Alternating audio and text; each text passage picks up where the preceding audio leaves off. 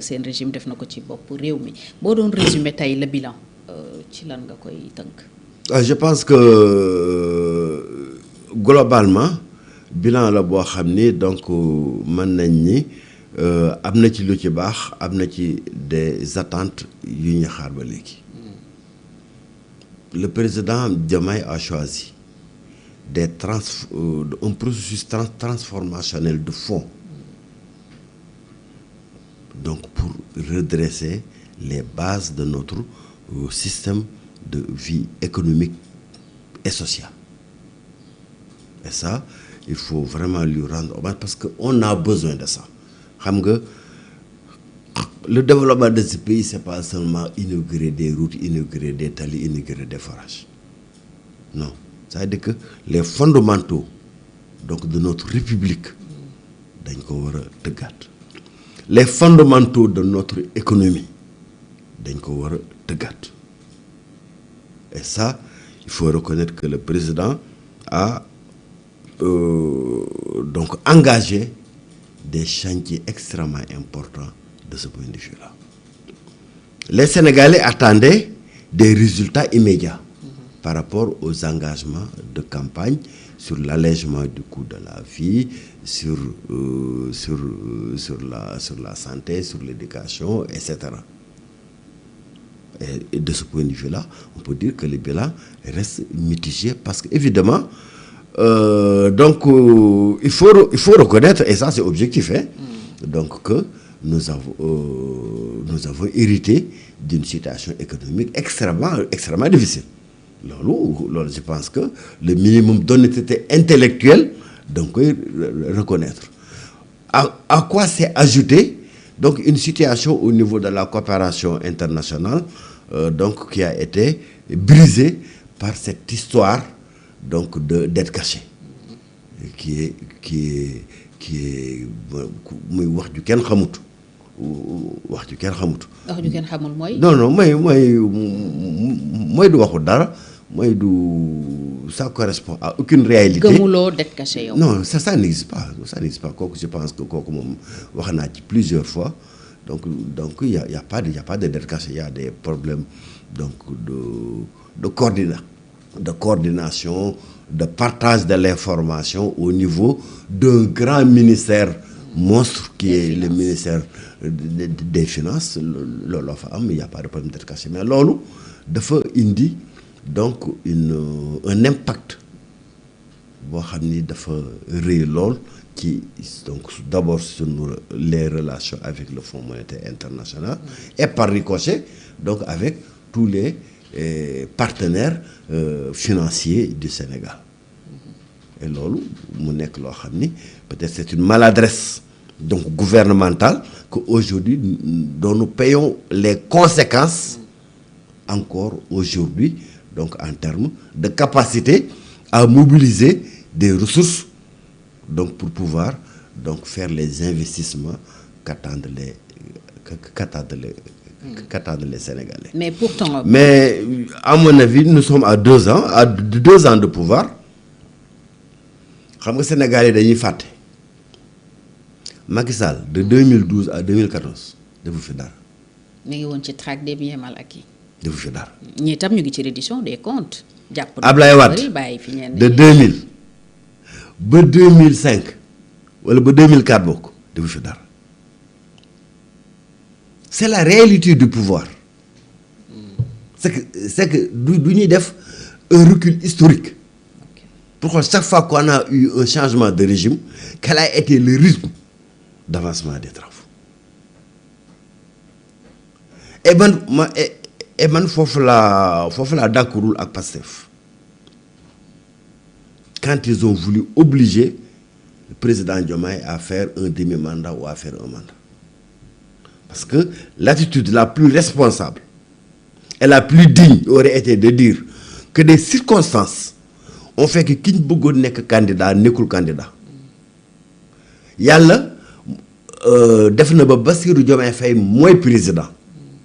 Kon nañ ko accompagner pour que mu liggéey loo xam ne Sénégal yi dinañ ko gis. def 2 mandats. Parce que ces 10 ans là ces 10 ans-là, dañoo nekk un minimum, dañoo nekk une exigence pour qu'un président mën produire des résultats visibles. Abdoulaye Wade, qui est l'un des plus grands présidents de ce pays, mais a eu 12 ans et a laissé beaucoup de chantiers inachevés. Mais encore une fois, de 2000 à 2004, Abdoulaye Wade, il cherchait la voie. De 2012 à 2014-2015, Macky Sall 2016 a commencé à faire des réalisations. Mais ñi nak dañ jëlone engagement 2 mois bu ñëwé sénégalais. Ouais, xam nga loolu waxu politique la. Ko xam am réew ni mi doxé, xam ni 2 mois, 1 an, 2 ans, bo né da nga surtout par rapport ak l'héritage bi mu fi fekk, da nga bëgg def des miracles.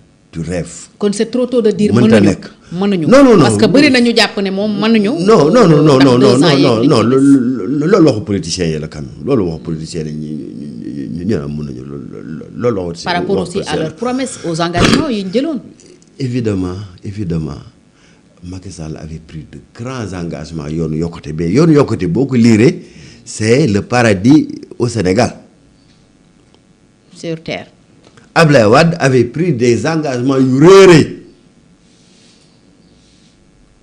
Mais on est toujours rattrapé par la réalité de l'exercice du pouvoir. Mais réalité, bon, docteur. Et cette réalité-là, aujourd'hui, peut-être que les gars sur la dualité, moi, un frein objectif. Et ça, et ça, tout le monde le reconnaît. Mais où est ce lolo? Et donc, mais lolo, quand le président Diomaye aura dépassé cette contrainte-là, qui est une contrainte objective, à partir de ce moment, on verra un Sénégal donc d'un autre visage. Aura dépassé ça, moi, vous faites le premier ministre, un premier ministre. Oui, xam nga ala kulli alen tant que moom dañ koy banque ba ñu tàllal ko tant day banque ba mu tàllal. Situation bi jàpp nga ne kon. Mais situation bi oui. D'accord. C'est évident que xam nga aussi c'est une responsabilité en tant que chef de l'État. Mënuñu la fal président de la République pour nga régler les problèmes des Sénégalais nga nekk ci di gérer indéfiniment donc des tempéraments, de gérer indéfiniment des amitiés, de gérer indéfiniment ay émotions. C'est pas possible. Les Sénégalais, mais c'est pas les émotions qui les intéressent. Sénégalais, résultat la ñuy xaar ci président Diomaye, résultat la ñuy xaar ci ki ñu fal te benn nit la ñu fal mooy le président Diomaye, et en 2029 c'est une seule personne qui sera face au peuple sénégalais.